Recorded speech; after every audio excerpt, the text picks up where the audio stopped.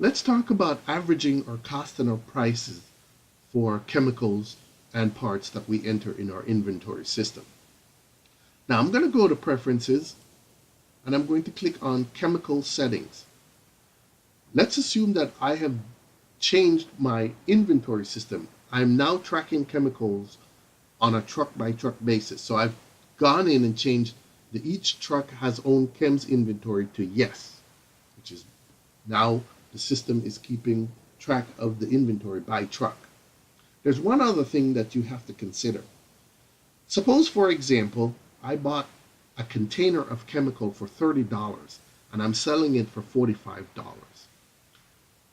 If I go back and I buy more of that chemical for $35 instead of $30, and now I want to sell it for $50, what I also want to make sure of is that every truck has the same pricing.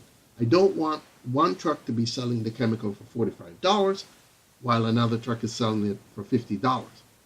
What most inventory systems will do is they will average the cost and the price across all locations so that everywhere the cost is listed as the same and the price that's being charged to the customer is the same. If you notice that once you change this value to yes here, the system will automatically change this average cost value to yes for you so that that occurs. Okay, so now that you see that, let's go look at our inventory. Because there's one more thing that you have to do in order for the system to average the cost and the pricing. So we go to inventory and we're going to go to manage chemicals. We want to take a look at our chemicals. And I'm going to look at my yellow out chemical, which is here. Now you'll notice that I have 4 containers total. There are 3 containers here in the stock room and 1 container on the truck. And you'll notice that each container has 20 pounds and I paid $80 for each container and I'm selling each container for $128. So there's a 60% markup on this chemical.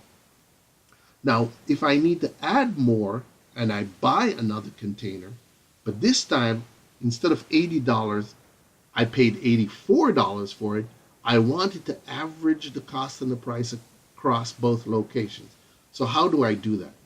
Well, normally, when I'm adding a chemical, I simply click the Add button and fill out the data, and then click Submit.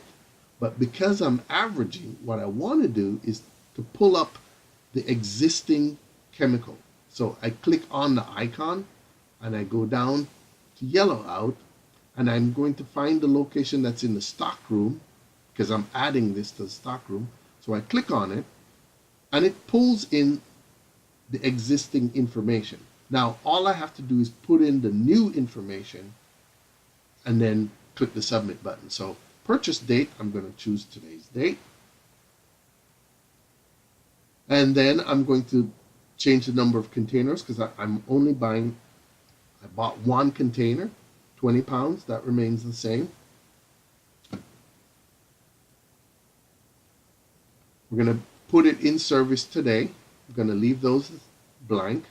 The total amount, now I paid $84 for this container. So total cost is $84. And I'm going to change this to a markup of 60%. Everything else remains the same. So now all I have to do is click the submit button. And now when I go back to my chemicals and I look at my yellow out, you'll see that I have 4 containers, 20 pounds each, for $80.80 is the cost. And the sale price is now $129.28.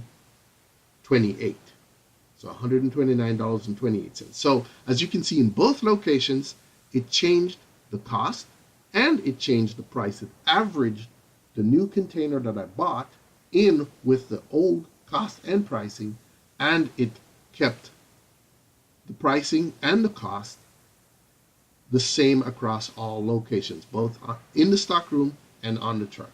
And that's how you average your cost and your price in your inventory.